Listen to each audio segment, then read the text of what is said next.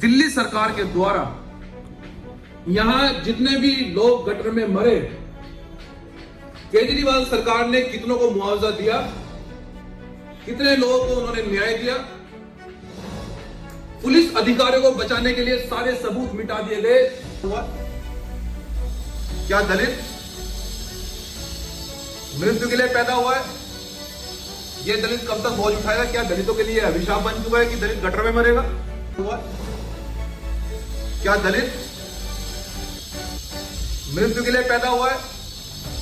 यह दलित कब तक बोझ उठाएगा? क्या दलितों के लिए अभिशाप बन चुका है कि दलित गटर में मरेगा? बाबा साहब डॉक्टर अंबेडकर, शहीद आजम भगत सिंह की फोटो सरकार लगा रही है। बाबा साहब डॉक्टर अंबेडकर जी की प्रतिमा पर माला और उनके दिए हुए अधिकारों पर और उनकी विचारधारा पर ताला। ये क्यों? ये दिल्ली सरकार ने क्या तमाशा बना रखा है? आखिर वो किसका बेवकूफ बना रहे हैं? ये बड़ा सवाल है। उसके बाद में 2013 में स्वच्छ अभियान अधिनियम 2013 बना।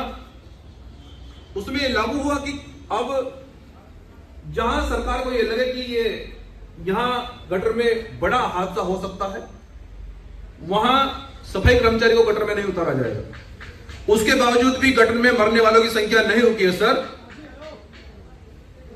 ये बहुजन समाज का क्या तमाशा बना रखा है दिल्ली सरकार ने? सर, क्या हम लोग मरने के लिए पैदा हुए हैं?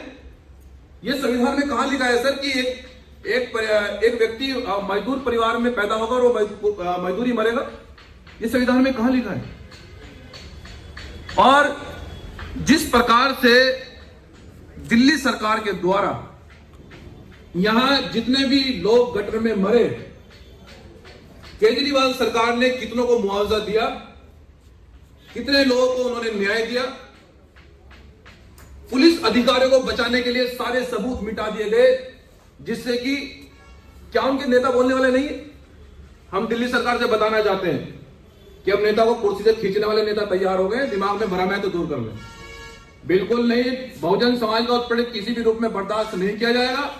अगर अब दलित गटर में मरेगा, 302 का मुकदमा उस अधिकारी पर भी लिखा जाएगा जो वहां के नगर पार्षद, नगर निगम के लोग होंगे और वहां के जो नेता होंगे, सब पर मुकदमा दर्ज होगा।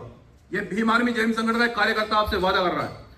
और उसके बाद में सर, जिस प्रकार से यहां बाबा साहब डॉक्टर अंबेडकर, शहीद आजम भगत सिंह की फोटो सरकार लगा रही है। बाबा साहब डॉक्टर अंबेडकर जी की प्रतिमा पर माला और उनके दिए हुए अधिकारों पर और उनकी विचारधारा पर ताला। ये क्यों? बाबा साहब डॉक्टर अंबेडकर का नाम लेते हैं आपने, क्या शिक्षा ग्राफ क्या है दलितों का, दलित पिछड़े अल्पसंख्यक आदिवासियों का? सर, कितने लोग आपने विदेश पढ़ने के लिए भेजे हैं? सर, कोई डाटा है आपके पास? और मैं एनसीआर डाटे पर बात करना चाहता हूं जो ऑन रिकॉर्ड है। सर, 94 लोगों की मृत्यु हुई है 10 साल में। 2006 में प्राइवेट कंपनी ने बिहार से राजेश मेहता को सफाई कर्मचारी के लिए उसको एक कंपनी को वहां से बुलाया। राजेश मेहता बिहार से चलकर यहां काम करने के लिए आए। उनके परिवार ये सोचा कि हमारे परिवार का सदस्य धन कमा कर लाएगा, पेट पालन करने के लिए वहां से कुछ पैसे लाएगा, लेकिन राजेश मेहता की यहां से लाश वापस गई। ये दिल्ली सरकार का हाल है।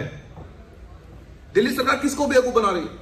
और अगर हम शिक्षा की बात करें, शिक्षा का ग्राफ किस प्रकार से यहां पर सभी यूनिवर्सिटियों में, सभी विद्यालयों में सर आर्टिकल 15 को कहीं भी लागू नहीं किया गया। सर, क्यों किस प्रकार से आप बेवकूफ बना रहे हैं? सर, ये क्या तमाशा आपने बना रखा है शिक्षा का? और कितने सभी विभागों में रिजर्वेशन आपने दिया। लोकतंत्र के चारों स्तंभों में दिल्ली सरकार ने कितना रिजर्वेशन दिया? सर, क्या कौन सा आपके पास डाटा है? हम दिल्ली सरकार से पूछना चाहते हैं और यहां अपने बहुजन समाज से बताने के लिए आया एक जिम्मेदार व्यक्ति कि मंजीत सिंह नौटियाल यहां बहुजनों को बेवकूफ नहीं बनने देंगे। हमारे साथी माननीय पूर्व कैबिनेट मंत्री राजेंद्र पाल जी और हमारे दलित एक्टिविस्ट भाई कुश अंबेडकर जी, यहां सभी लोग मिलकर हम लोग लड़ाई को लड़ेंगे। हम जितने भी दलित पिछड़े अल्पसंख्यक आदिवासी दिल्ली में रहते हैं, हम खुद उनकी बस्तियों में जाएंगे, सभी मोहल्लों में, नगरों में जाएंगे। हम बताएंगे कि चोरों से सावधान रहना है, किसी भी रूप में केजरीवाल की पार्टी को वोट नहीं देना है, ना बीजेपी को वोट देना है। यहाँ संविधान के मानने वाले लोगों को हमारा बहुजन आंदोलन परिवर्तन करेगा। किसी भी रूप में संविधान पर घात करने वाले लोगों को, हमारे लोगों को गटर में मारने वाले लोगों को हम किसी परिस्थिति में अपनी बात नहीं जीतने देंगे। मेरा यहाँ की जनता से, बहुजन समाज से आपका भाई अपील कर रहा है कि हमने आपकी लड़ाई को हमेशा से मजबूती से लड़ा है, कभी आपको पेट नहीं दिखाई। मैं आपसे फिर से वादा कर रहा हूं कि इस लड़ाई को मजबूती से लड़ा जाएगा। लेकिन बाबा साहब डॉक्टर अंबेडकर ने यह कहा था कि वोट की चोट से आप देश में परिवर्तन कर सकते हैं। सर, चुनाव जब हो तो आपको जागे रहना होगा। माननीय साहब काशीराम जी ने भी कहा कि वोट के समय आपको बहुत